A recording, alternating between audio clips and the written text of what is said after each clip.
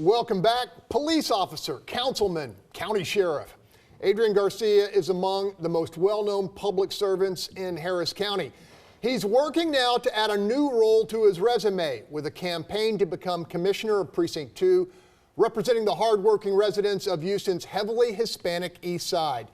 Sheriff, welcome back to the hot seat. Thank you for having me. Hey, look, in your bid to become the next county commissioner for Precinct 2, you are offering a plan to better protect folks out there from the flooding we saw in Harvey. You want to talk about that? Yeah, look, first of all, when you preside in government in a place called Harris County or Houston, then you know that flooding is something that regularly comes to our community, whether we want it or not. And as a result, you have to make sure that you have a plan and that you know you're going to have to deal with this, and you deal with it on day one. So my plan is effectively making sure that there's equity.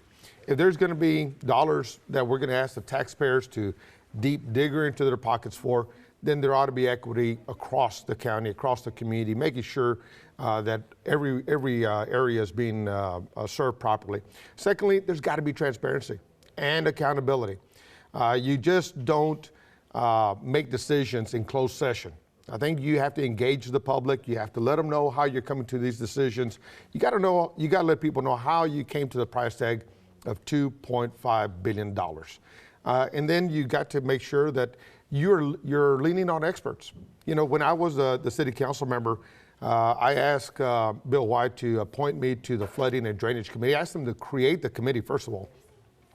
But in that committee meeting, we held a number of open hearings, listening to experts, listening to staff, challenging each other on what the best decisions are. And I think that's what we have to do, making sure that people know how we're coming to our decisions, not just pulling them out of the air or out of somewhere else. And then lastly, you have to make sure that that you have a priority, a prioritization of this. And just as I mentioned, when I first got elected to city council, I told Bill White we have to make flooding and drainage a priority. He created the committee. I became the vice chair of it. But you do that on day one. You don't do that 8 years later. I want to be real clear on this. Is it your position that folks out in Precinct 2 on the east side have been shortchanged when it comes to the allocation of resources for flood prevention? Look, shortchange has a lot of connotations, in my opinion, principally in terms of leadership. You can't be a quiet, silent leader. You can't advocate and represent your community when you're saying nothing. You can't represent your community when you're not engaged with the public, when you're not out there seeking information and input about what's going on so that it can drive your decisions about how to allocate funding.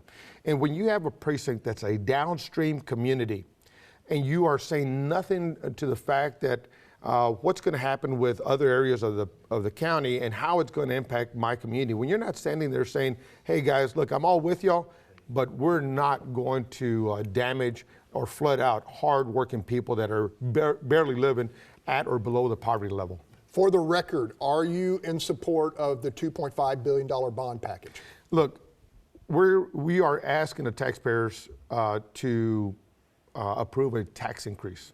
And we got to be clear about that this is a tax increase. It's covered in the body of a bond election, but it's a tax increase.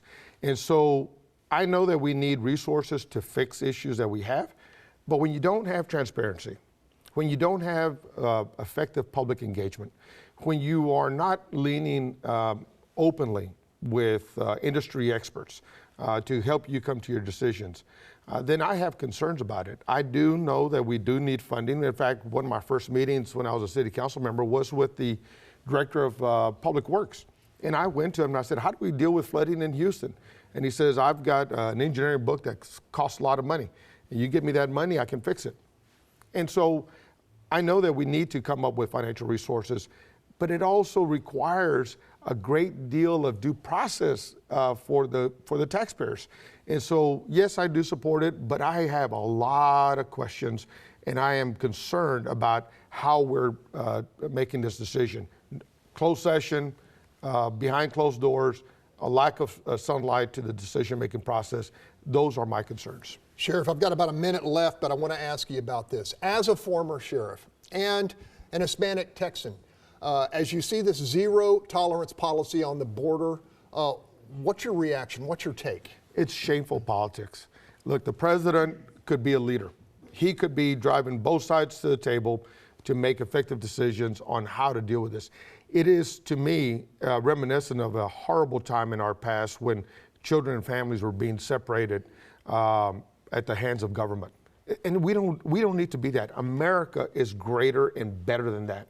But we need leadership to get us there.